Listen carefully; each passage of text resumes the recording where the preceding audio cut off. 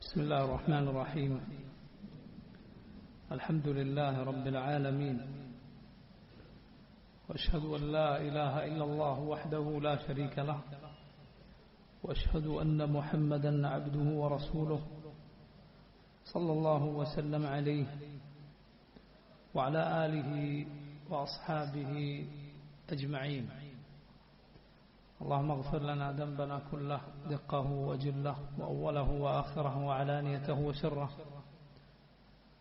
أستغفر الله الذي لا إله إلا هو الحي القيوم ونتوب إليه. اللهم ربنا آتنا في الدنيا حسنة وفي الآخرة حسنة وقنا عذاب النار. اللهم انفعنا بما علمتنا وعلمنا ما ينفعنا وزدنا علما. أما بعد. സഹോദരങ്ങളെ, പ്രിയമുള്ള വിദ്യാർത്ഥികളെ, റസൂലുള്ളാഹി സ്വല്ലല്ലാഹു അലൈഹി വസല്ലമയുടെ ചരിത്രത്തിൽ ഹുദൈബിയ സന്ധി വരെയാണ് നമ്മൾ വിശദീകരിച്ചത്. ഹുദൈബിയ സന്ധി ഒറ്റനോട്ടത്തിൽ ആദ്യത്തെ ചിന്തയിൽ പലർക്കും മുസ്ലിമീങ്ങൾക്കുണ്ടായ ഒരു ക്ഷീണമാണെന്ന് തോന്നുമെങ്കിലും യഥാർത്ഥത്തിൽ അത് വലിയ വിജയമായിരുന്നു. അതുകൊണ്ടാണ് റബ്ബ് സുബ്ഹാനഹു വ തആല അതിനെ ഫത്ഹ് എന്ന് വിശേഷിപ്പിച്ചത്. ഖുർആനിൽ അല്ലാഹു പറയുകയുണ്ടായി, ഇന്ന ഫതഹ്നാ ലക ഫത്ഹൻ മുബീന. നബിയെ, താങ്കൾക്ക് നാം വ്യക്തമായ വിജയം നൽകിയിരിക്കുന്നു.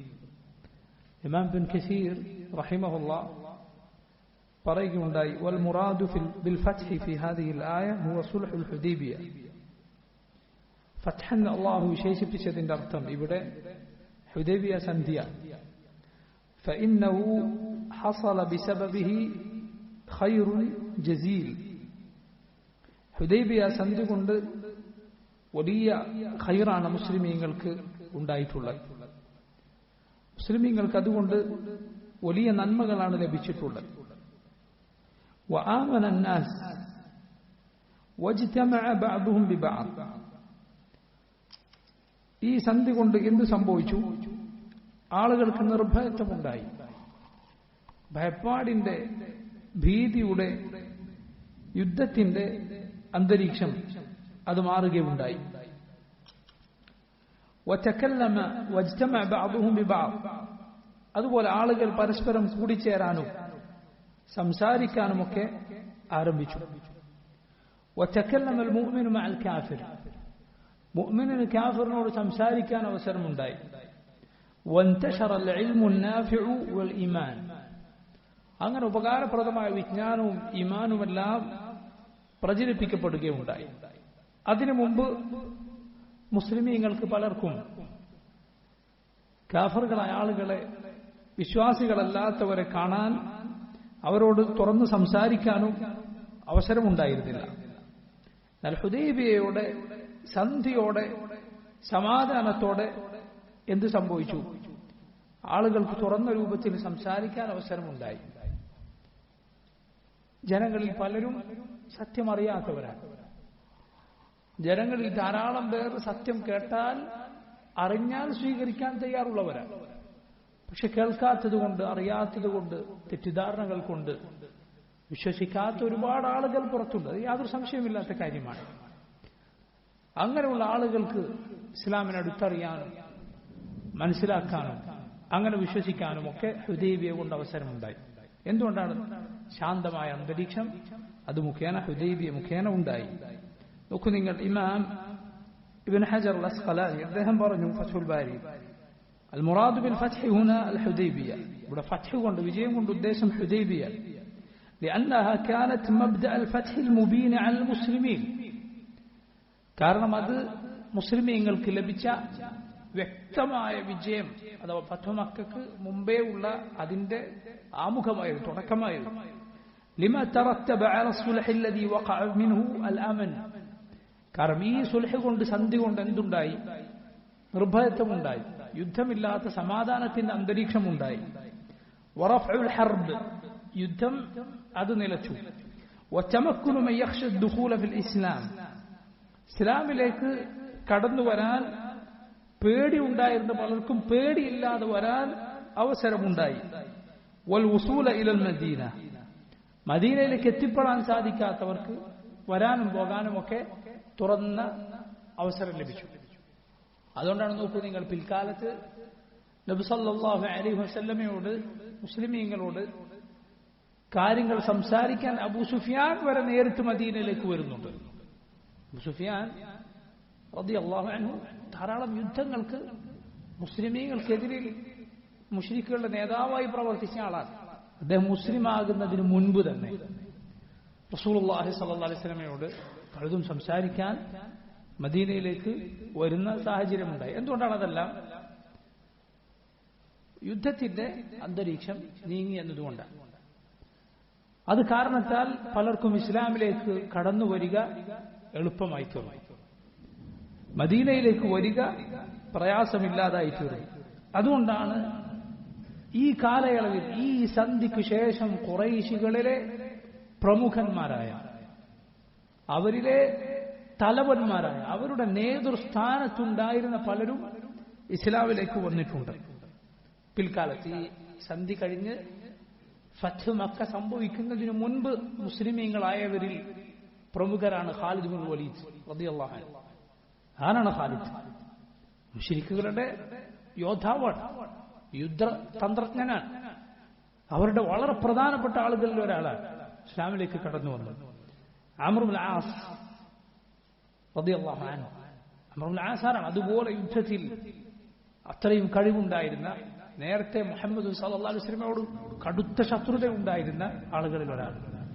പക്ഷെ നോക്കൂ, ഈ രൂപത്തിൽ വമ്പിച്ച അവസരങ്ങൾ മുസ്ലിമീങ്ങൾക്ക് മുന്നിൽ തുറന്നു കിട്ടി. ഈ കാലയളവിലാണ്, ഹുദൈബിയ സന്ധിക്ക് ശേഷമുള്ള കാലയളവിലാണ് നമ്മുടെ റസൂൽ സല്ലല്ലാഹു അലൈഹി വസല്ലം മുശ്രിക്കുകളായ രാജാക്കന്മാർക്ക്, പേർഷ്യൻ, റോമൻ സാമ്രാജ്യങ്ങളുടെ ചക്രവർത്തികൾ, മറ്റുള്ള പല രാഷ്ട്രനായകന്മാർക്ക് റസൂലുള്ളാഹി സ്വല്ലല്ലാഹു അലൈഹി വസല്ലം ഇസ്ലാമിനെ കുറിച്ച് അറിയിച്ചുകൊണ്ട്, അവരെ ഇസ്ലാമിലേക്ക് ക്ഷണിച്ചുകൊണ്ട് കത്തുകൾ എഴുതിയത്. ഇതൊക്കെ ഏത് കാലയളവിലാണ്? ഹുദൈബിയ സന്ധിക്ക് ശേഷമുള്ള കാലയളവിലാണ്. ഈ രൂപത്തിൽ ഇസ്ലാമിന്റെ വിജ്ഞാനം വമ്പിച്ച രൂപത്തിൽ അത് പ്രചരിപ്പിക്കപ്പെടാൻ ഹുദൈബിയ കാരണമായി. ആ സന്ധി മുഖേന അത് സാധിച്ചു എന്നാൽ.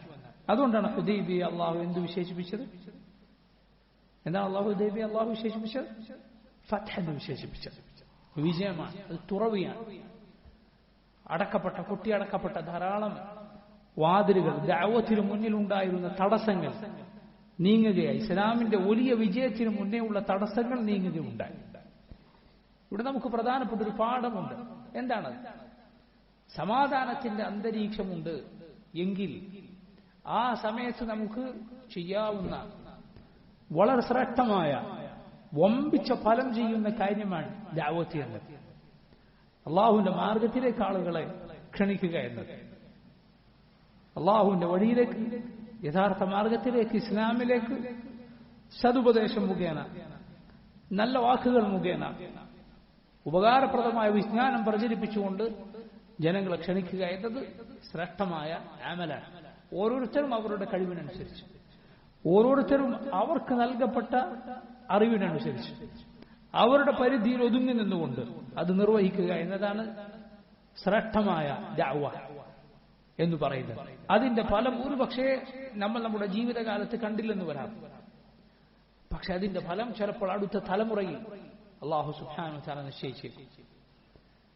അടുത്ത തലമുറ, അല്ലെങ്കിൽ അതിനടുത്ത തലമുറ ഇസ്ലാമിന്റെ, സുന്നത്തിന്റെ, സലഫി മൻഹജിന്റെ പതാകവാഹകരായി, അതിന്റെ ആളുകളായി മാറാൻ നീ ഇന്ന് ശ്രമിക്കുന്ന ഒരു പരിശ്രമം, ഒരു ചെറിയ പരിശ്രമം കാരണമായേക്കും. ഇഖ്ലാസ് ഉണ്ടെങ്കിൽ, അള്ളാഹുവിന് വേണ്ടിയാണ് എങ്കിൽ, അള്ളാഹു സുബ്ഹാനഹു വ തആല അതിന് ബറക്കത്ത് നൽകുന്നതാണ്. നോക്കൂ, ശൈഖുൽ ഇസ്ലാം ഇബ്നു തൈമിയ്യ റഹിമഹുല്ലാഹ്, അദ്ദേഹം ദിമഷ്കിലെ, ഡമസ്കസിലെ ജയിലറയിൽ വെച്ചാണ് മരണപ്പെടുന്നത്. എത്രമാത്രം പ്രയാസങ്ങൾ ജീവിതത്തിൽ അനുഭവിച്ചിട്ടുണ്ട്. എന്നാൽ നോക്കൂ, അതിനുശേഷം പിന്നീട് വന്ന തലമുറകൾ, അവർക്കിടയിൽ ആരായിത്തീർന്നു ശൈഖുൽ ഇസ്ലാം റഹിമഹുല്ലാഹ്. അതുപോലെ ധാരാളക്കണക്കിന് പണ്ഡിതന്മാരുണ്ട്. അവരുടെ ജീവിതകാലത്ത് അവർ അവരുടെ വില എന്താണെന്ന്, അവർ പ്രചരിപ്പിച്ച വിജ്ഞാനത്തിന്റെ മഹത്വം എന്താണെന്ന് പലരും മനസ്സിലാക്കിയിരുന്നില്ല. എന്നാൽ അതിനുശേഷം, അവരുടെ മരണത്തിനു ശേഷം അള്ളാഹു അതിന് വലിയ പ്രചാരവും വലിയ ബറക്കത്തും നൽകുകയുണ്ടായി. അള്ളാഹുവിന്റെ ഹിക്മത്ത് എങ്ങനെയാണ്? പലപ്പോഴും അതായിരിക്കും പലർക്കും നല്ലത്. കാരണം പലപ്പോഴും ആളുകൾ വല്ലാതെ പിന്നിൽ കൂടിയാൽ, കുറെ ആളുകൾ നമ്മുടെ കൂടെ ഉണ്ടെന്ന് കണ്ടാൽ നമ്മെ പിശാച് പിടിക്കാൻ സാധ്യതയേറെയാണ്, മനസ്സു മാറാൻ സാധ്യതയേറെയുണ്ട്. അതുകൊണ്ട് അല്ലാഹു സുബ്ഹാനഹു വ തആല ഒരുപക്ഷെ അവന്റെ റഹ്മത്ത് കൊണ്ടായിരിക്കും നമ്മുടെ വാക്ക് കേൾക്കുന്നവർ നമ്മുടെ കാലത്ത് കുറഞ്ഞ ആളുകളായി മാത്രം നിശ്ചയിച്ചത്. എന്നാൽ അത് കണ്ട് നിരാശപ്പെടരുത്. അള്ളാഹുവിന് വേണ്ടിയാണോ നീ സംസാരിക്കുന്നത്, അള്ളാഹുവിന് വേണ്ടിയാണോ പ്രചരിപ്പിക്കുന്നത്, നിരാശ വേണ്ടതില്ല. നീ ഇഖ്ലാസോടുകൂടി അള്ളാഹുവിന് വേണ്ടി പറഞ്ഞാൽ, പറയുന്നത് വ്യക്തമായ അറിവിന്റെ അടിസ്ഥാനത്തിലായാൽ, അത് സത്യസന്ധമായാൽ അള്ളാഹു അത് സ്വീകരിക്കുക തന്നെ ചെയ്യും. യാതൊരു സംശയവുമില്ല. അള്ളാഹുവിൽ ശ്രേഷ്ഠമായ അമലാണ് ഹുദൈബിയ. അത് നോക്കൂ, വലിയ വിജയത്തിന്റെ മുന്നോടിയാണ്. അതുകൊണ്ട് തന്നെ സമാധാനം പൂർണ്ണമായ അന്തരീക്ഷത്തിൽ ഇസ്ലാമിക ദഅവത്ത് അത് മുന്നോട്ട് നീക്കുക എന്നത് വലിയ വിജയത്തിലേക്കുള്ള കവാടമാണ്. വലിയ വിജയത്തിലേക്കുള്ള കവാടമാണ്, യാതൊരു സംശയവുമില്ല. അതുകൊണ്ടാണ് നോക്കൂ, ഇസ്ലാമിന്റെ ശത്രുക്കൾ ഏറെ ഭയപ്പെടുന്ന കാര്യമാണ് ഇസ്ലാം ആളുകൾ അറിയുക, കേൾക്കുക എന്നത്. ഇസ്ലാം ആളുകൾ അറിയുകയും കേൾക്കുകയും ചെയ്യുക എന്നത് ആളുകൾ, ഇസ്ലാമിന്റെ ശത്രുക്കൾ ഭയപ്പെടുന്ന കാര്യമാണ്. അതുകൊണ്ടാണ് അതിനെ വഴിതെറ്റിക്കുന്ന രൂപത്തിൽ പലതും അവർ ചെയ്തു കൂട്ടും. അങ്ങനെയുള്ള ഘട്ടങ്ങളിൽ നമ്മുടെ വഴിമാറിപ്പോകരുത്. നമ്മൾ കാലത്തിനനുസരിച്ച് എന്തെങ്കിലും കാട്ടിക്കൂട്ടലുകൾ നടത്തുന്ന ആളുകളാകരുത്. നമ്മൾ ശുദ്ധമായ നമ്മുടെ ദഅവത്തിന്റെ വിശുദ്ധി സൂക്ഷിച്ചുകൊണ്ട് മുന്നോട്ട് പോകേണ്ട ആളുകളാണ്. നോക്കൂ, അതുകൊണ്ട് അല്ലാഹു ഫത്ഹ് എന്ന് ഹുദൈബിയ സന്ധി വിശേഷിപ്പിച്ചു. പക്ഷെ അതിനർത്ഥം എന്തല്ല, ഖുർആനിലും സുന്നത്തിലും എവിടെ ഫത്ഹ് വന്നാലും അത് ഹുദൈബിയാണ് എന്നതിനർത്ഥമില്ല. മറിച്ച് ഫത്ഹ് എന്നത് ഫത്ഹു മക്കയെ ഉദ്ദേശിച്ചും പറയാറുണ്ട്, മക്ക വിജയത്തെ ഉദ്ദേശിച്ചും പറയാറുണ്ട്. ഉദാഹരണത്തിന് റസൂലുള്ളാഹി സ്വല്ലല്ലാഹു അലൈഹി വസല്ലം പറഞ്ഞു, ലാ ഹിജ്റത ബഅദൽ ഫത്ഹ്, ലാ ഹിജ്റത ബഅദൽ ഫത്ഹ്. ഫത്ഹിന് ശേഷം ഇനി ഹിജ്റയില്ല, അഥവാ മക്ക വിജയത്തിന് ശേഷം ഇനി മക്കയിലേക്ക് ഹിജ്റയില്ല. കാരണം മക്ക ഇസ്ലാമിന്റെ പ്രദേശമായി, മക്കയിൽ നിന്ന് ഹിജ്റയില്ല. മക്ക വിജയത്തിന് ശേഷം ഇനി മക്കയിൽ നിന്ന് ഹിജ്റയില്ല. മക്കയിൽ നിന്ന് മദീനയിലേക്ക് ഹിജ്റ വന്നിരുന്നു. എന്നാൽ മക്ക ഇസ്ലാമിന്റെ നാടായി കഴിഞ്ഞാൽ ഇനി മക്കയിൽ നിന്ന് മദീനയിലേക്ക് ഹിജ്റയില്ല. റസൂലുള്ളാഹി സ്വല്ലല്ലാഹു അലൈഹി വസല്ലം പറയുക. അവിടെ ഫത്ഹ് എന്ന് പറഞ്ഞാൽ ഹുദൈബിയാണോ അതല്ല ഫത്ഹു മക്കയാണോ? എന്തായിരിക്കും? ഫത്ഹു മക്ക, മക്ക വിജയം, യാതൊരു സംശയവുമില്ല. ഹുദൈബിയ സന്ധിക്ക് ശേഷം അത് നമ്മൾ നേരത്തെ പറഞ്ഞതുപോലെ അതിലെ സുപ്രധാനമായ കരാറുകളിലൊന്നായിരുന്നു മക്കയിൽ നിന്ന് ആരെങ്കിലും മുസ്ലിമീങ്ങളായി മദീനയിലേക്ക് വന്നാൽ അവരെ തിരിച്ചേക്കണം, അവരുടെ ആളുകളുടെ അനുവാദമില്ലാതെ അവരുടെ മദീനയിൽ നിർത്തിക്കൂടാ എന്നത്. എന്നാൽ യഥാർത്ഥത്തിൽ ആ സന്ധിയിൽ അതിൽ സ്ത്രീകൾ ഉൾപ്പെടുമെന്ന കാര്യം പറഞ്ഞിട്ടില്ലായിരുന്നു. ആ പറഞ്ഞതിൽ സ്ത്രീകൾ ഉൾപ്പെടും എന്ന് ആ സന്ധിയിൽ പരാമർശിച്ചിട്ടില്ല.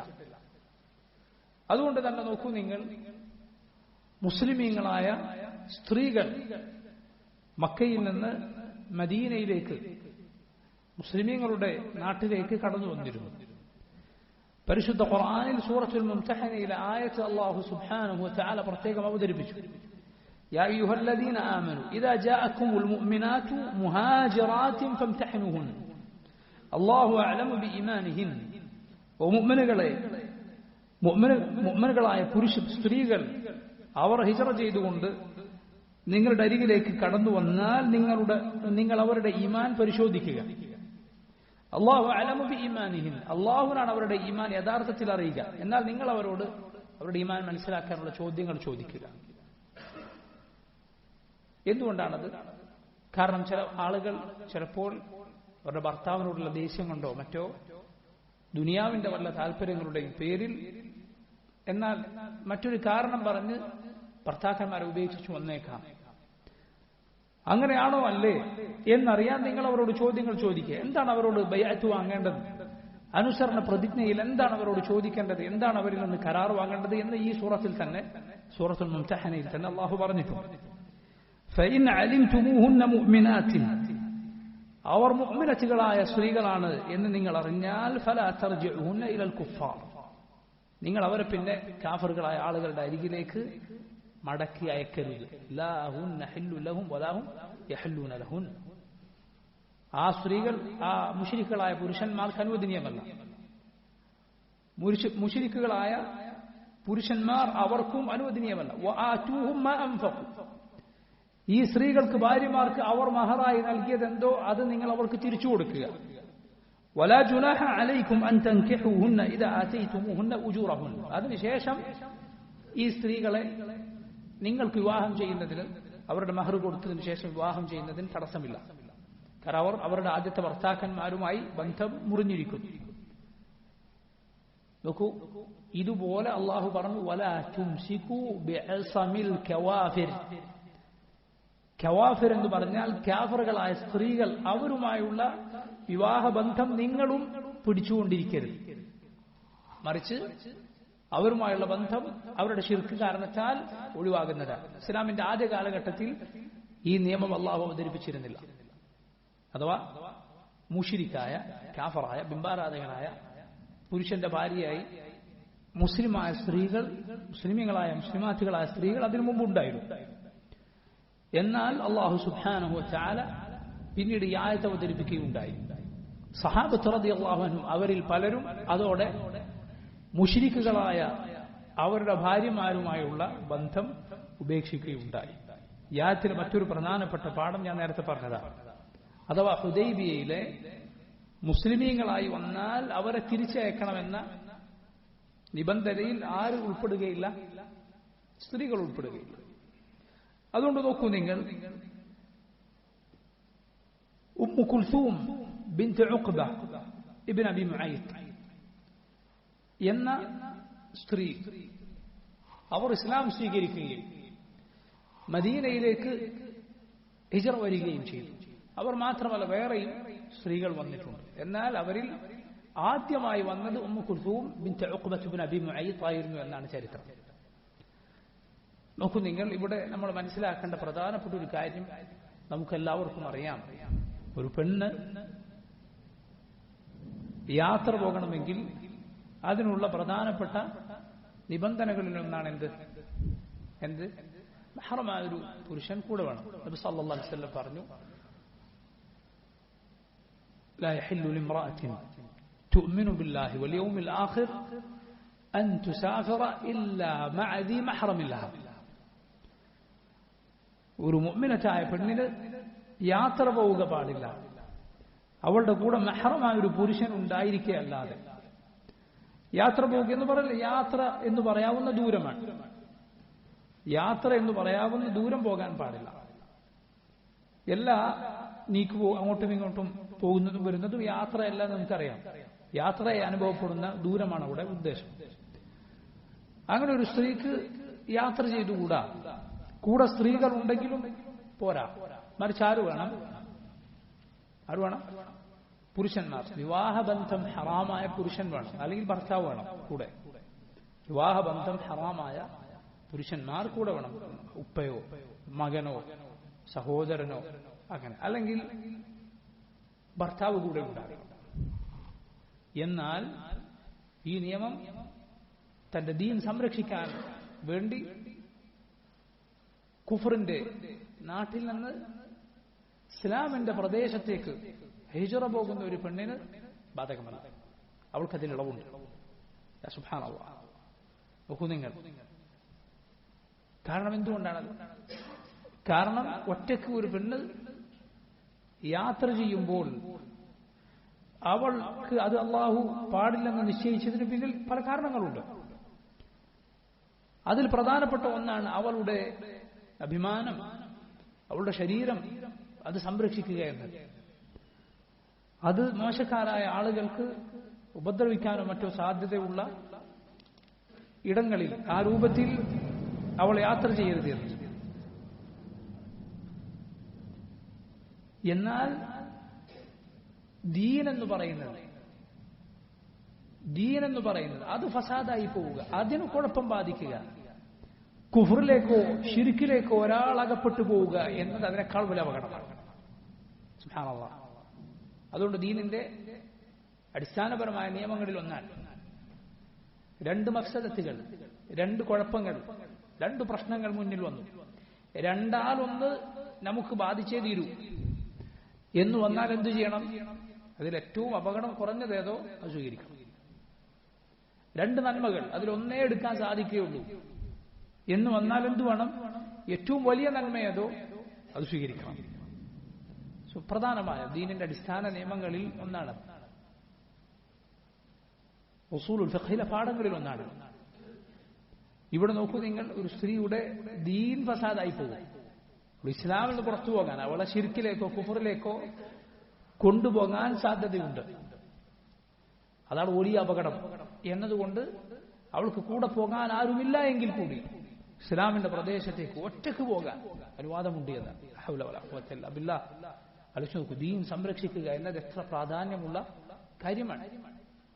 അപ്പോൾ ഒരാൾ സ്വയം തന്റെ ദീൻ ഫസാദായി പോകാൻ ഏറെ സാധ്യതയുള്ള ശിർക്കിലേക്ക്, കുഫറിലേക്ക്, അവിശ്വാസത്തിലേക്ക്, നിരീശ്വരവാദത്തിലേക്ക്, അല്ലെങ്കിൽ അതിന് കീഴെയുള്ള ഹറാമുകളിലേക്ക് താൻ ചാടിപ്പോകുമെന്ന് ഉറപ്പുള്ള ഇടങ്ങളിലേക്ക് അങ്ങോട്ടൊരുത്തൻ പോവുക, സുബ്ഹാനല്ലാഹ്, അത് എത്ര വലിയ അപകടമായിരിക്കും, എത്ര വലിയ തെറ്റായിരിക്കും, അത് എത്ര വലിയ അപായത്തിലേക്കാണ് അങ്ങനെയുള്ള ആളുകൾ സ്വയം ചാടിപ്പോകുന്നത്. അതുകൊണ്ട് വളരെ ശ്രദ്ധിക്കുക. അത്യാവശ്യമുണ്ട് എങ്കിലല്ലാതെ, ഒഴിവാക്കാൻ പാടില്ലാത്ത അത്യാവശ്യമുണ്ട് എങ്കിലല്ലാതെ അതുപോലുള്ള ഇടങ്ങളിൽ പോകാതിരിക്കുക. കാരണം തിന്മയിൽ അകപ്പെടാതിരിക്കാനുള്ള വലിയ വഴികളിൽ ഒന്നാണ് എന്ത്? തിന്മയുടെ ഇടങ്ങളിൽ നിന്ന് മാറി നിൽക്കുക എന്നത്. അതുകൊണ്ടാണ് നോക്കൂ നിങ്ങൾ, യൂസുഫ് അലൈഹിസ്സലാം ആ സ്ത്രീ ഹറാമിലേക്ക്, വ്യഭിചാരത്തിലേക്ക് ക്ഷണിച്ചപ്പോൾ എന്താണ് ചെയ്തത്? വസ്തബഖൽ ബാബ്, വാതിൽ ലക്ഷ്യമാക്കി ഓടുകയാണ്. ആ സ്ഥലത്ത് നിന്ന് മാറിപ്പോവുകയാണ്. കാരണം അവിടെ നിൽക്കുക എന്നത് അപകടമാണ്. അവിടെ നിന്നാൽ ഹറാമിൽ ചാടിപ്പോകാൻ സാധ്യതയുണ്ട്. അതുകൊണ്ട് ഓരോ മനുഷ്യനും അവനവനെ കുറിച്ച് നന്നായി അറിയുന്നവനാണ്.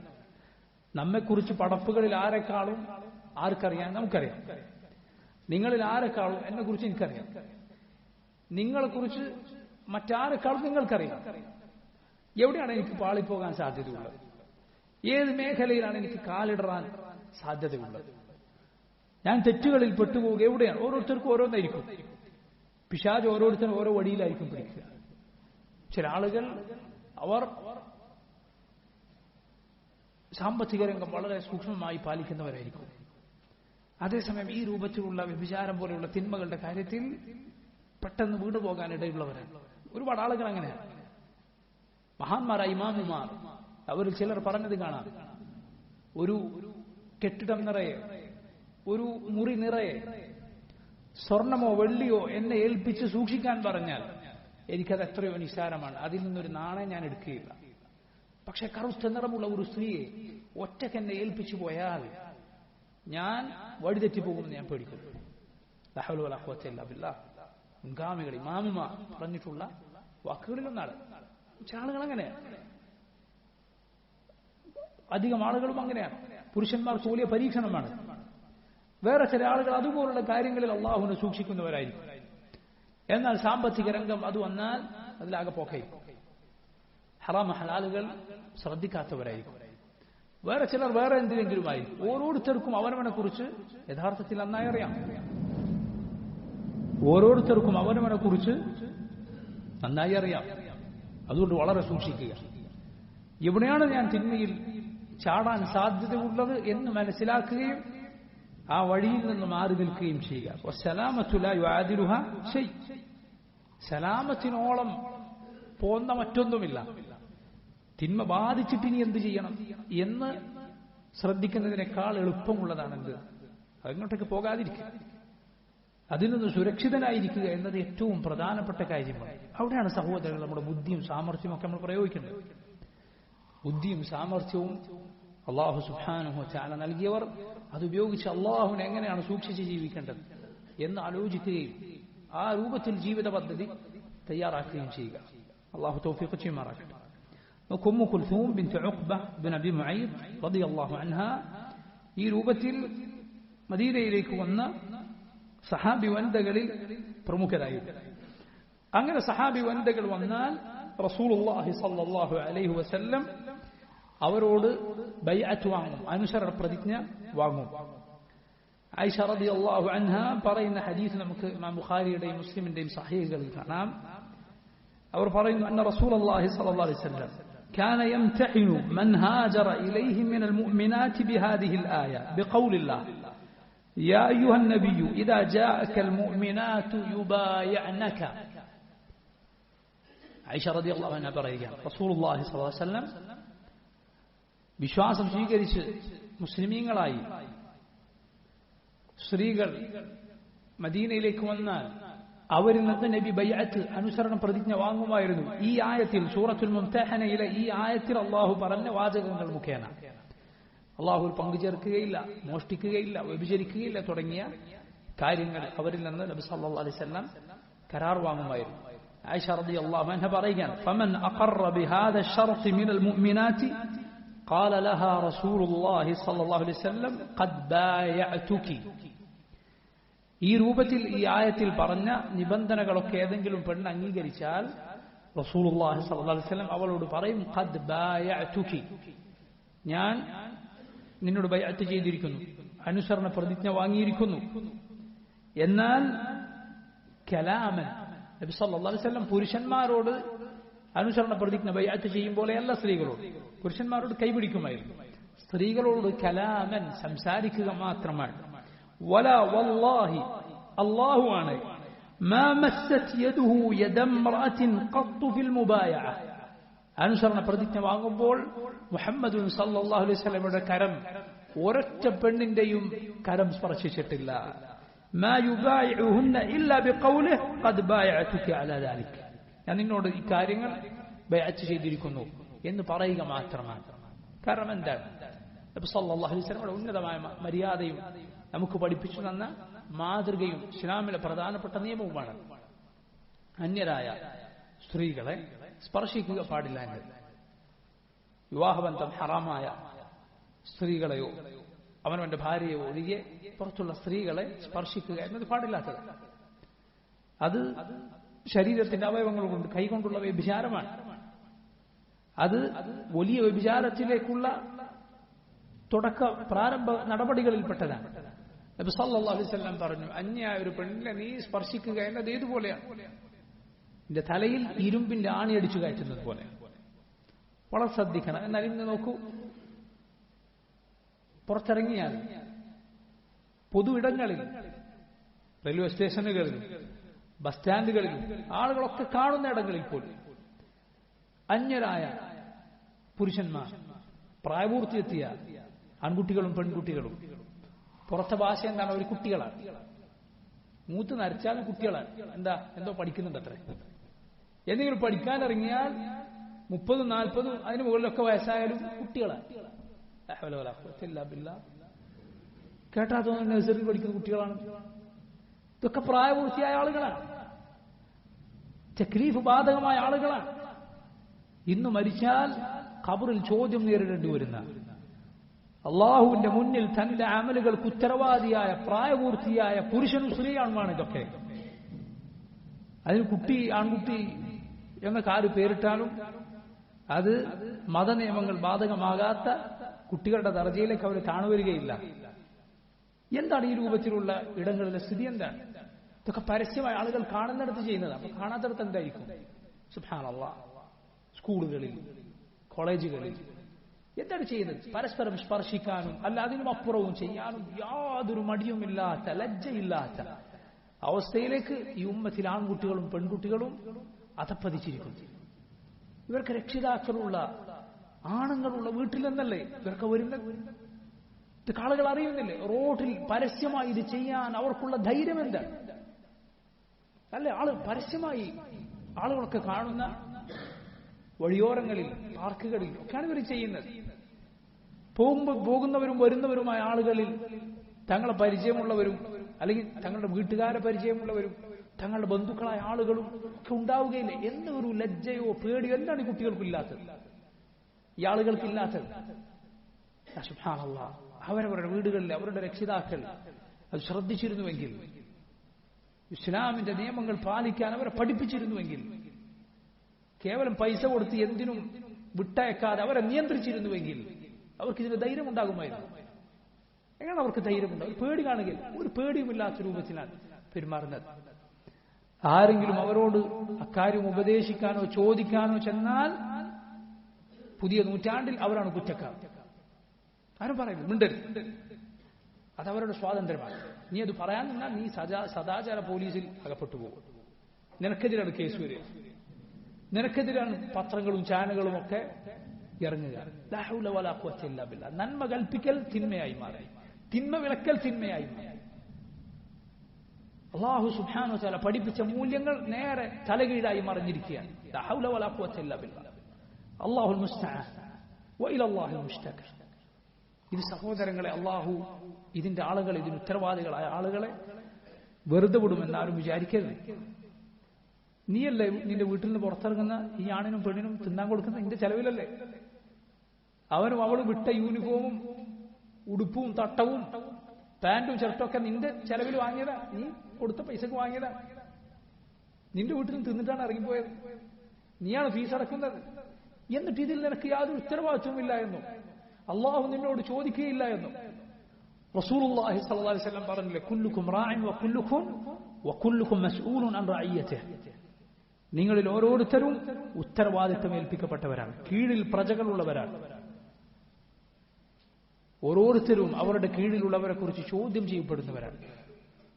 മക്കളുടെ രക്ഷിതാക്കളോട്, ഉപ്പയോട്, ഉമ്മയോട് അള്ളാഹു ചോദിക്കും. അവർക്ക് മേൽ അധികാരമുള്ള, അവർക്ക് ചെലവിന് നൽകുന്ന ആളുകളോട് അള്ളാഹു ചോദിക്കും. തിന്നാൻ മാത്രം കൊടുത്താൽ പോരാ, നീ ഫീസ് അടച്ചാൽ മാത്രം പോരാ, നീ അവരെ ശ്രദ്ധിക്കണം, അവർക്ക് ദീൻ കൊടുക്കണം. അതാണ് ഏറ്റവും വലുത്. അള്ളാഹുവിനെ സൂക്ഷിക്കാൻ അവരെ പഠിപ്പിക്കണം.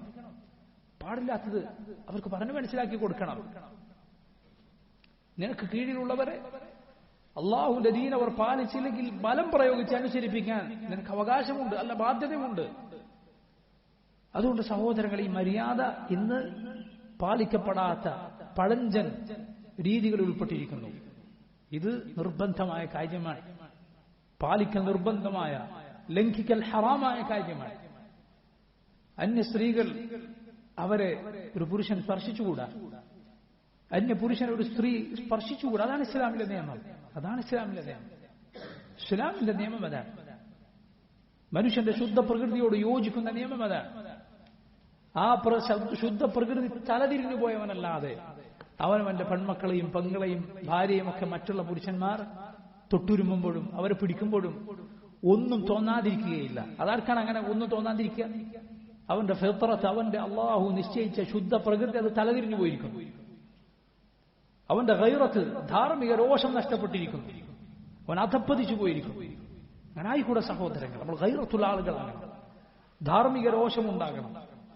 അതൊരു മനുഷ്യനുണ്ടാകേണ്ട അടയാളമാണ്. അതൊരു മനുഷ്യനുണ്ടായിരിക്കേണ്ട അടയാളമാണ്. അല്ലാത്തവരെങ്ങനെയാണ് ആദമിന്റെ മക്കളിൽ കൂട്ടാൻ നമുക്ക് സാധിക്കുക? നോക്കൂ, റസൂലുള്ളാഹി സ്വല്ലല്ലാഹു അലൈഹി വസല്ലം അവിടുന്ന് ഒരു പെണ്ണിനെ പോലും സ്പർശിച്ചിട്ടില്ല എന്ന് ആയിഷ റളിയല്ലാഹു അൻഹ നമുക്ക് പറഞ്ഞു തരികയാണ്. അല്ലാഹുവിന്റെ റസൂൽ സല്ലല്ലാഹു അലൈഹി വസല്ലം ഈ രൂപത്തിൽ ഹുദൈബിയ സന്ധിക്ക് ശേഷം ആ സന്ധിയും കരാറും യഥാർത്ഥ രൂപത്തിൽ പാലിക്കുകയും മുന്നോട്ട് പോവുകയും ചെയ്തു. നമ്മൾ മുമ്പ് സൂചിപ്പിച്ചതുപോലെ ഹുദൈബിയയിൽ മുസ്ലിമീങ്ങൾക്ക് വളരെ പ്രയാസമുണ്ടാക്കിയ ഒരു കരാറായിരുന്നു, അതിലൊരു വ്യവസ്ഥയായിരുന്നു. അപ്പുറത്തുനിന്ന് ആരെങ്കിലും ഇങ്ങോട്ടേക്ക് മുസ്ലിമായി വന്നാൽ തിരിച്ചയക്കണം, എന്നാൽ അങ്ങോട്ടാരെങ്കിലും പോയാൽ അവരെ കുഫാറുകൾക്ക് സ്വീകരിക്കുകയും ചെയ്യാം എന്ന വ്യവസ്ഥ. എന്നാൽ ആദ്യത്തെ തോട്ടത്തിൽ ആർക്കും പ്രയാസകരമായി തോന്നുന്ന ഈ വ്യവസ്ഥ തന്നെ മുശ്രിക്കുകൾക്ക് വലിയ പ്രയാസമായി തീർന്ന, അവർ തന്നെ അത് മാറ്റണമെന്ന് മുഹമ്മദ് സല്ലല്ലാഹു അലൈഹി വസല്ലമയോട് ആവശ്യപ്പെട്ട സാഹചര്യമാണ് പിന്നീടുണ്ടായത്. അതെങ്ങനെയാണ്? അത് ഒരു കഥയാണ്. അബൂ ബസീർ റളിയല്ലാഹു അൻഹു എന്ന മഹാനായ സഹാബിയുടെ ഒരു കഥയാണ് അതിന്റെ പിന്നിലുള്ള സംഭവം. ആരാണ് അബൂ ബസീർ റളിയല്ലാഹു അൻഹു? അദ്ദേഹത്തിന്റെ പേര് ഉത്ബത്ത് ഇബ്നു അസീദ് എന്നായിരുന്നു. അബൂ ബസീർ എന്നാണ് അദ്ദേഹം അറിയപ്പെട്ടിരുന്നത്. അദ്ദേഹം മക്കയിൽ മുശ്രിക്കുകൾക്കിടയിൽ മുസ്ലിമായ ആളുകളിൽ ഒരാളാണ്. മുശ്രിക്കുകൾ അദ്ദേഹത്തെ അബൂജന്തലിനെ പോലെ തടവിൽ വെക്കുകയും എന്നിട്ട് ഉപദ്രവിക്കുകയും പീഡിപ്പിക്കുകയും എല്ലാം ചെയ്തു. എന്നാൽ അബൂ ബസീർ റളിയല്ലാഹു അൻഹു ഒരിക്കൽ അവരുടെ പിടിയിൽ നിന്ന് രക്ഷപ്പെട്ടു ഓടുകയുണ്ടായി. എന്നിട്ട് മദീനയിൽ റസൂലുള്ളാഹി സ്വല്ലല്ലാഹു അലൈഹി വസല്ലമയുടെ അരികിലേക്ക് ചെന്നു. അവിടെ എത്തിയപ്പോൾ അൽ അഖ്നസ് ഇബ്നു ശുറൈഖ് എന്നു പേരുള്ള ബനു സുഹ്റ ഗോത്രത്തിന്റെ നേതാവായ മുശ്രിക്കുകളിലെ പ്രധാനപ്പെട്ട ഒരാൾ. അദ്ദേഹമാണ് മുമ്പ് നമ്മൾ പറഞ്ഞതുപോലെ ബദറിൽ ബനു സുഹ്റ ഗോത്രക്കാരെ കൊണ്ട് പിന്തിരിഞ്ഞു പോയത്. അയാൾ റസൂലുള്ളാഹി സ്വല്ലല്ലാഹു അലൈഹി വസല്ലമക്ക് കത്തെഴുതുകയുണ്ടായി. ഈ അബൂ ബസീറിനെ തിരിച്ചയക്കണം. കാരണം ഈ ഗോത്രവുമായാണ് അദ്ദേഹത്തിന് വല ഉണ്ടായിരുന്നത്, ബന്ധവും കരാറുമൊക്കെ ഉണ്ടായിരുന്നത്. അബൂ ബസീറിനെ തിരിച്ചയക്കണം എന്ന് പറഞ്ഞു രണ്ടാളുകളെ അഖ്നസ് മദീനയിലേക്ക് പറഞ്ഞയച്ചു. രണ്ടാളുകൾ റസൂലുള്ളാഹി സ്വല്ലല്ലാഹു അലൈഹി വസല്ലമയുടെ അരികിൽ അഖ്നസിന്റെ കത്തുമായി, അഖ്നസിന്റെ സന്ദേശവുമായി വന്നു. നബി സല്ലല്ലാഹു അലൈഹി വസല്ലം എന്തു ചെയ്തു? കരാറിൽ പറഞ്ഞതുപോലെ അബൂ ബസീറിനെ ഈ വന്ന രണ്ടാളുകളുടെ കൂടെ പറഞ്ഞയച്ചു, മക്കയിലേക്ക് തിരിച്ചയച്ചു. പക്ഷെ എന്ത് സംഭവിച്ചു? പോകുന്ന വഴിയിൽ തിരിച്ചു പോകുമ്പോൾ ദുൽഹുലൈഫയിൽ എത്തിയപ്പോൾ ഇവർ മൂന്നാളുകളും അവിടെ ഇറങ്ങി കാരക്ക കഴിച്ചുകൊണ്ടിരിക്കെ അബൂ ബസീർ റളിയല്ലാഹു അൻഹു ഈ വന്ന രണ്ടുപേരിൽ ഒരാളോട് പറഞ്ഞു, നിന്റെ വാള് കൊള്ളാലോ, നല്ല വാളാണല്ലോ. അപ്പൊ മറ്റേ ആൾ, രണ്ടാമത്തെ ആള് പറഞ്ഞു, വല്ലാഹ് പറഞ്ഞ ശരിയാണ്, നല്ല വാളാണ്, ഞാനത് എത്ര തവണ ഉപയോഗിച്ചിട്ടുണ്ടെന്നറിയോ എന്ന് പറഞ്ഞു. അപ്പൊ അബൂ ബസീർ പറഞ്ഞു, ഒന്നൊന്ന് നോക്കട്ടെ, കൈ തരും. ഇദ്ദേഹം അബൂ ബസീർ റളിയല്ലാഹുവിന്റെ കയ്യിലേക്ക് വാൾ വെച്ചു കൊടുത്തു. അബൂ ബസീർ റളിയല്ലാഹു അൻഹു നൊടിയിടയിൽ ഇതിൽ ഒരാളെ കൊലപ്പെടുത്തി, വാളുകൊണ്ട് വെട്ടിക്കൊലപ്പെടുത്തി. രണ്ടാമത്തെ ആൾ, ഈ ഒരാൾ യജമാനും രണ്ടാമത്തെ ആൾ അടിമയുമായി. രണ്ടാമത്തെ ആൾ അതോടെ പേടിച്ച് അതിവേഗം ഓടി മദീനയിൽ റസൂലുള്ളാഹി സ്വല്ലല്ലാഹു അലൈഹി വസല്ലമയുടെ അരികിലേക്ക് ചെന്നു. അയാൾ ഓടി, അയാളുടെ വേഗം കൊണ്ട് അയാളുടെ കാൽ പതിക്കുന്ന കല്ലുകളിൽ ഞരക്കം കേൾക്കാമായിരുന്നു. എന്നാൽ അത്രയും വേഗത്തിൽ ജീവനും കൊണ്ട് പേടിച്ചിട്ട് നബി സല്ലല്ലാഹു അലൈഹി വസല്ലമയുടെ അരികിലേക്ക് ഓടിപ്പോവുകയാണ്. ഓടി നബി സല്ലല്ലാഹു അലൈഹി വസല്ലമയുടെ അരികിൽ എത്തിയപ്പോൾ അയാളുടെ വരവ് കണ്ടപ്പോൾ റസൂലുള്ളാഹി സ്വല്ലല്ലാഹു അലൈഹി വസല്ലം പറഞ്ഞു, ലഖദ് റഅ ഹാദാ ദുഅറാ. ബുഖാരിയുടെ സഹീഹ് വന്നിട്ടുള്ളതാണ്. റസൂലുള്ളാഹി സ്വല്ലല്ലാഹു അലൈഹി വസല്ലം പറഞ്ഞു, ലഖദ് റഅ ഹാദാ ദുഅറാ, അയാളെന്തോ പേടിച്ചിട്ടാണ് ഈ വരുന്നത് എന്ന് നബി സല്ലല്ലാഹു അലൈഹി വസല്ലം പറഞ്ഞു. വന്നിട്ട് അയാൾ പറഞ്ഞു, ഇദാ ഖുതില സാഹിബി, എന്റെ സാഹിബ് കൊല്ലപ്പെട്ടിരിക്കുന്നു, ഞാനും കൊല്ലപ്പെടാൻ പോവുകയാണ്, എന്നെയും കൊല്ലാൻ ആൾ വരികയാണ് എന്ന് പറഞ്ഞു. പിന്നിൽ നോക്കുമ്പോൾ അബൂ ബസീർ റളിയല്ലാഹു അൻഹു വരികയാണ്. വന്നിട്ട് നബി സല്ലല്ലാഹു അലൈഹി വസല്ലം നോക്കി അബൂ ബസീർ പറയുകയാണ്, യാ നബി അല്ലാഹ്, അല്ലാഹുവിന്റെ നബിയെ, ഖദ് വല്ലാഹി ഔഫല്ലാഹു ദിമ്മതക്, നിങ്ങളുടെ കരാർ അല്ലാഹു പാലിച്ചിട്ടുണ്ട് എന്ന് പറഞ്ഞാൽ നിങ്ങൾ ഈ കാര്യത്തിൽ യാതൊരു ഇടപാടും നബി അങ്ങേക്കില്ല, ഞാൻ ചെയ്തതാണ്, നിങ്ങൾ എന്നെ അവരുടെ കൂടെ തിരിച്ചയച്ചിട്ടുണ്ട്. ഖദ് റദത്തനി ഇലൈഹി, താങ്കൾ നബിയെ എന്നെ അവരുടെ കൂടെ അയച്ചു. സുമ്മ അൻജാനില്ലാഹു മിൻഹു, അല്ലാഹു എന്നെ അവരിൽ നിന്ന് രക്ഷപ്പെടുത്തിയിരിക്കുന്നു എന്ന് അബൂ ബസീർ റളിയല്ലാഹു അൻഹു പറഞ്ഞു. റസൂലുള്ളാഹി സ്വല്ലല്ലാഹു അലൈഹി വസല്ലം അബൂ ബസീറിനെ നോക്കി പറയുകയുണ്ടായി, വൈലു ഉമ്മിഹി മിസ്അറ ഹർബിൻ ലൗ കാന ലഹു അഹദ്. റസൂലുള്ളാഹി സ്വല്ലല്ലാഹു അലൈഹി വസല്ലം പറഞ്ഞു, വൈലു ഉമ്മിഹി മിസ്അറ ഹർബിൻ ലൗ കാന ലഹു അഹദ്. വൈലു ഉമ്മിഹി എന്നത് അറബികൾ നടത്തുന്ന ഒരു പ്രയോഗമാണ്. ആ പ്രയോഗത്തിന്റെ പ്രത്യേകത, അത് നേർക്കുനേരെ കേട്ടാൽ ആക്ഷേപത്തിന്റെ ധ്വനി അതിലുണ്ട്, ആളെ കുറ്റപ്പെടുത്തുന്ന ധ്വനി അതിലുണ്ട്, എന്നാൽ അത് പ്രശംസയാണ് എന്നാണ്.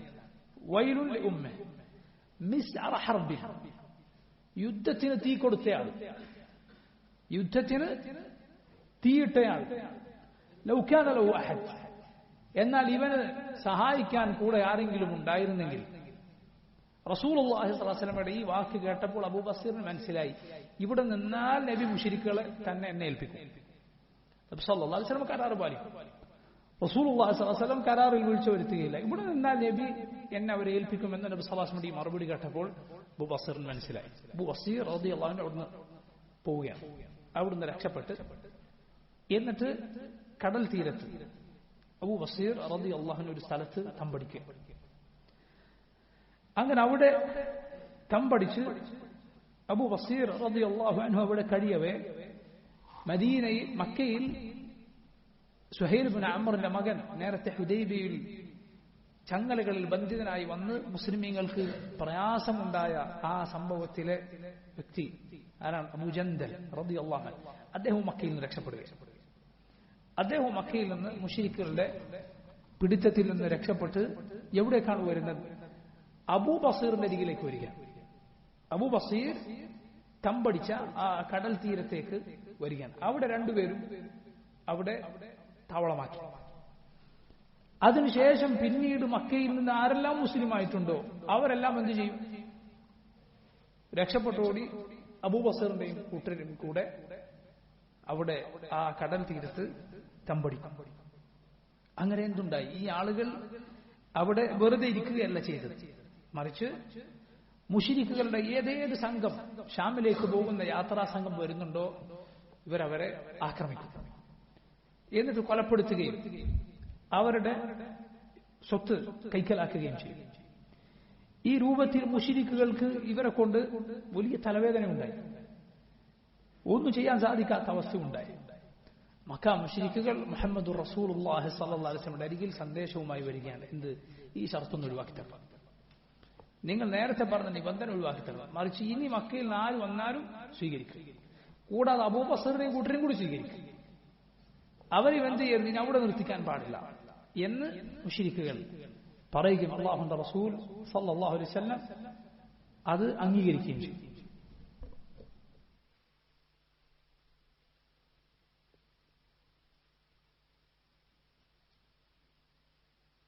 الرحمن الرحيم الحمد لله وحده والصلاة والسلام على من لا نبي بعده وفرض الحج بخلف فاسمعه وكان فتح خيبر في السابعة. ഹുദൈബിയയുടെ ഒടുക്കം യഥാർത്ഥത്തിൽ ഇങ്ങനെയാണ് സംഭവിച്ചത്. അതിനുശേഷമുള്ള വലിയ വിജയങ്ങളിലേക്ക് അത് നയിക്കുകയും ചെയ്തു. ഇതിനുശേഷമുണ്ടായ സുപ്രധാനമായ രണ്ട് സംഭവങ്ങളാണ് ഇവിടെ ഈ കവിതയിലെ വരിയിൽ നിങ്ങൾ കേട്ടത്. വഫുരിദൽ ഹജ്ജു, ഹജ്ജ് നിയമമാക്കപ്പെടുകയാണ്. നബി സല്ലല്ലാഹു അലൈഹി വസല്ലമക്ക് അല്ലാഹു സുബ്ഹാനഹു വതആല ഹജ്ജ് നിയമമാക്കിക്കൊണ്ട് പരിശുദ്ധ ഖുർആനിലെ ആയത്ത് അവതരിപ്പിക്കുകയാണ്. ബിഖുൽഫിൻ ഫസ്മഅ. ബിഖുൽഫിൻ എന്നാൽ അതിലൊരു അഭിപ്രായ വ്യത്യാസമുണ്ട്. ഫസ്മഅ വകാന ഫത്ഹു ഖൈബറിൻ ഫി സാബിഅ. അതുപോലെ ഹിജ്റ 7ാമത്തെ വർഷം ഖൈബർ വിജയവും ഉണ്ടായി. ഇവിടെ രണ്ട് കാര്യങ്ങളാണ് പറഞ്ഞത്. ഒന്ന് ഹജ്ജ് നിർബന്ധമായ ആയത്ത്, രണ്ട് ഖൈബർ യുദ്ധം. ഹജ്ജ് നിർബന്ധമായത് എപ്പോഴാണ് എന്നത് യഥാർത്ഥത്തിൽ പണ്ഡിതന്മാർക്കിടയിൽ അഭിപ്രായ വ്യത്യാസമുള്ള ഒരു കാര്യമാണ്. പ്രധാനപ്പെട്ട രണ്ട് അഭിപ്രായങ്ങളുണ്ട്. ഒന്ന്, ഹുദൈബിയയ്ക്ക് ശേഷം അഥവാ ഹിജ്റ 6ാമത്തെ വർഷം ഒടുവിൽ ആണ് ഹജ്ജ്. ഹുദൈബിയയുടെ സമയത്ത് ആണ് ഹജ്ജ് നിർബന്ധമായത്. ഹുദൈബിയയുടെ സമയത്ത്, ഹുദൈബിയയുടെ ശേഷമല്ല, ഹുദൈബിയയുടെ സമയത്താണ് ഹജ്ജ് നിർബന്ധമായത് എന്നതാണ് ഒരഭിപ്രായം. ഹജ്ജ് നിർബന്ധമായ ആയത്തിറങ്ങിയത്. അതിനവർ പറയുന്നത് സൂറത്തുൽ ബഖറയിലെ അത്തിമുൽ ഹജ്ജ വൽ ഉംറത ലില്ലാഹ് എന്ന ആയത്ത് ആണ് ഹജ്ജ് നിർബന്ധമാക്കിയ ആയത്ത് എന്നാണ്. ആ ആയത്ത് ഹുദൈബിയയുടെ സമയത്താണ് ഇറങ്ങിയത്, സംശയമില്ല. പക്ഷേ പണ്ഡിതന്മാരിൽ അവർക്കിടയിലുള്ള രണ്ടാമത്തെ പ്രധാനപ്പെട്ട അഭിപ്രായം ഹജ്ജ് നിർബന്ധമാക്കപ്പെട്ടത് ഈ സമയത്തായിരുന്നില്ല, മറിച്ച് അത് പിന്നീട് റസൂലുള്ളാഹി സ്വല്ലല്ലാഹു അലൈഹി വസല്ലമയുടെ ഹജ്ജിനോട് അടുപ്പിച്ചു. നബി സല്ലല്ലാഹു അലൈഹി വസല്ലമയുടെ ഹജ്ജിനോട് അടുപ്പിച്ചു. നബി സല്ലല്ലാഹു അലൈഹി വസല്ലം അവിടുത്തെ ജീവിതത്തിന്റെ അവസാനം ആണ് ഹജ്ജ് നിർവഹിച്ചത്. ദുൽഹിജ്ജ കഴിഞ്ഞ് പിന്നീട് ഏതാനും മാസങ്ങൾ റസൂലുള്ളാഹി സ്വല്ലല്ലാഹു അലൈഹി വസല്ലം ജീവിച്ചിട്ടുള്ളൂ. ഹിജ്റ 10-ാം വർഷത്തെ ഹജ്ജ് കഴിഞ്ഞ് മുഹറം, സഫർ, റബീഉൽ അവ്വലിൽ റസൂലുള്ളാഹി സ്വല്ലല്ലാഹു അലൈഹി വസല്ലം വഫാത്തായി. അതിന് തൊട്ടു മുമ്പാണ് ഹജ്ജ് നിർബന്ധമായ ആയത്ത് ഇറങ്ങിയത്. അവർ പറഞ്ഞു, ആ പണ്ഡിതന്മാരുടെ അഭിപ്രായ പ്രകാരം ഹജ്ജ് നിർബന്ധമായ ആയത്ത് വഅത്തിമ്മുൽ ഹജ്ജ വൽ ഉംറത ലില്ലാഹ് എന്ന സൂറത്തു അൽ ബഖറയിലെ ആയത്തല്ല, മറിച്ച് ഏതായത്താണ്? വലില്ലാഹി അലൻ നാസി ഹജ്ജുൽ ബൈത്തി മൻ ഇസ്തതാഅ ഇലൈഹി സബീല എന്ന സൂറത്തു ആല ഇംറാനിലെ ആയത്താണ്. വല്ലാഹു അലം, അതാണ് കൂടുതൽ ശരിയായ അഭിപ്രായം. വല്ലാഹു അലം. വഅത്തിമ്മുൽ ഹജ്ജ വൽ ഉംറത ലില്ലാഹ് എന്ന ആയത്തിൽ, ഹുദൈബിയയിൽ വെച്ചിറങ്ങിയ സൂറത്തുൽ ബഖറയിലെ ആയത്തിൽ ഹജ്ജ് ചെയ്യണമെന്ന കൽപ്പനയില്ല, മറിച്ച് വഅത്തിമ്മുൽ ഹജ്ജ വൽ ഉംറത ലില്ലാഹ്, ഹജ്ജോ ഉംറയോ നിങ്ങൾ ആ കർമ്മത്തിൽ പ്രവേശിച്ചാൽ അത് പൂർത്തിയാക്കണമെന്ന കൽപ്പനയാണ് ഉള്ളത്. അള്ളാഹുവിന് വേണ്ടി ഹജ്ജും ഉംറയും പൂർത്തിയാക്കുക, രണ്ടും രണ്ടാണ്. എന്തുകൊണ്ടാണ്? കാരണം ഒരു അമൽ നമ്മൾ ആരംഭിച്ചു കഴിഞ്ഞാൽ അത് പൂർത്തിയാക്കൽ നിർബന്ധമാണ്. അത് സുന്നത്തായ അമലാണെങ്കിലും. ഒരാൾ സുന്നത്ത് നിസ്കരിക്കുക, സുന്നത്തായ നിസ്കാരമല്ലേ എന്ന് വിചാരിച്ചിട്ട് ഒരാൾക്ക് പാത്തി ഒഴിവാക്കാൻ പറ്റുമോ? പാടുണ്ടോ? ഒരു റുക്കു ഒഴിവാക്കാൻ പറ്റുമോ? ഇല്ല. ആ നിസ്കാരം തുടങ്ങിയാൽ അത് പൂർത്തിയാക്കുക നിർബന്ധമാണ്. ഒരാൾ സുന്നത്തായ ഹജ്ജ് ചെയ്യുകയാണ്, ആദ്യത്തെ ഹജ്ജ് നിർവഹിച്ച് അടുത്ത ഹജ്ജ് ചെയ്യുക, ഒരാൾക്കത് പകുതിക്ക് വെച്ച് നിർത്തി വരാൻ പറ്റുമോ? ഇല്ല. സുന്നത്തായ ഉംറ ചെയ്യുകയാണ്, ഉംറയും ഹജ്ജ് പോലെ വാജിബാണ് എന്നാണ്. എന്നാൽ അതിനുശേഷമുള്ള ഉംറകൾ സുന്നത്താണ് എന്ന് വിചാരിച്ചിട്ട് ഒരാൾക്ക് തവാഫ് ചെയ്ത ശേഷം ബാക്കിയുള്ളത് ചെയ്യാതെ തിരിച്ചു വരാൻ പാടുണ്ടോ? പാടില്ല. ചെയ്താൽ പൂർത്തിയാക്കണം. നിർബന്ധമായ കർമ്മം അതിൽ ആർക്കും സംശയം ഉണ്ടാകാനിടയില്ല. എന്നാൽ സുന്നത്തായ അമലുകളും അത് തുടങ്ങിയോ പൂർത്തിയാക്കൽ നിർബന്ധമാണ്. നോമ്പിൽ ഇതിനിളവുണ്ട്. നോമ്പിൽ, സുന്നത്തായ നോമ്പിൽ ഇതിന് ഇളവുണ്ട്. നബി സല്ലല്ലാഹു അലൈഹി വസല്ലം ഹദീസിൽ വന്നിട്ടുള്ള കാര്യമാണ്.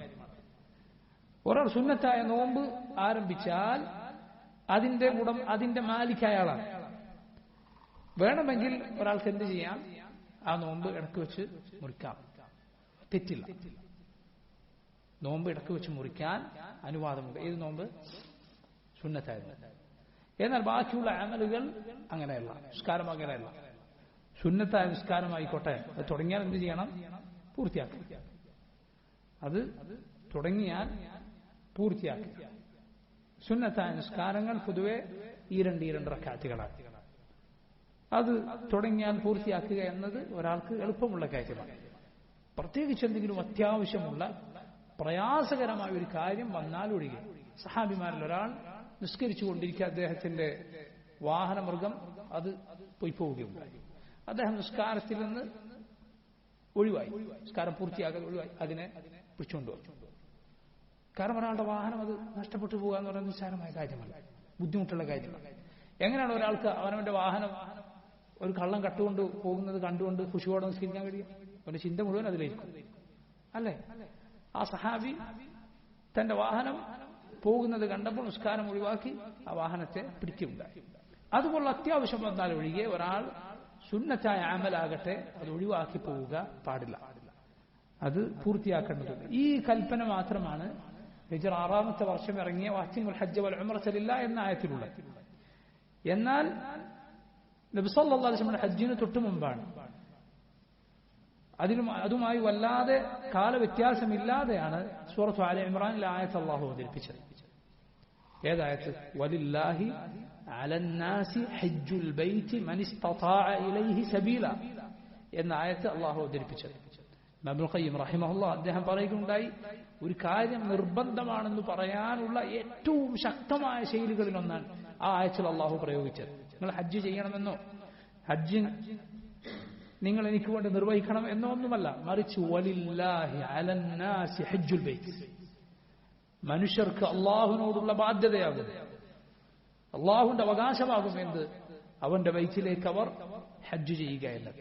മൻ ഇസ്തതാഅ ഇലൈഹി സബീല, അതിന് സാധിക്കുന്നവർക്ക്. ഏറ്റവും ശക്തമായ ഉജൂബിന്റെ ശൈലിയാണ് അള്ളാഹു ആയത്തിൽ ഉപയോഗിച്ചത് എന്ന് ഇമാം ഇബ്നുൽ ഖയ്യിം റഹിമഹുല്ലാഹ് സാദുൽ മആദിൽ പറയുകയുണ്ടായി. അപ്പോൾ നോക്കൂ നിങ്ങൾ, ഹജ്ജിൽ അവതരിച്ച കാര്യത്തിൽ ഒരു ഖുൽഫുണ്ട്, അഭിപ്രായ വ്യത്യാസമുണ്ട് എന്നിവിടെ ഈ കവിതയിൽ പറഞ്ഞതുകൊണ്ടാണ്. ഇനി ഇവിടെ പറഞ്ഞിട്ടുള്ള രണ്ടാമത്തെ സുപ്രധാനമായ വിഷയം അത് ഖൈബർ യുദ്ധമാണ്.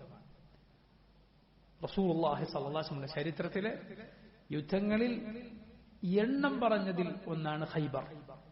ബദർ, ഉഹദ്, ഖന്ദഖ്, അഹ്സാബ് പോലെ എണ്ണി പറയുന്ന ചെറിയ യുദ്ധങ്ങളുടെ കൂട്ടത്തിലല്ലാതെ പ്രത്യേകം എണ്ണി പറയുന്ന വളരെ പ്രധാനപ്പെട്ട സംഭവമാണ് ഖൈബർ, യഹൂദികളുമായുണ്ടായ ഖൈബർ യുദ്ധവും ഖൈബറിലെ മുസ്ലിമീങ്ങളുടെ വിജയവും. ഇൻഷാ അല്ലാഹ് നമുക്ക് വരുന്ന ആഴ്ച അതേക്കുറിച്ച് സംസാരിക്കാം. അല്ലാഹു മുവഫിഖ്. والله تعالى أعلم. وصلى الله وسلم وبارك على عبده ورسوله نبينا محمد وآله وصحبه أجمعين. سبحانك اللهم وبحمدك أشهد أن لا إله إلا أنت أستغفرك وأتوب إليك. السلام عليكم ورحمة الله وبركاته.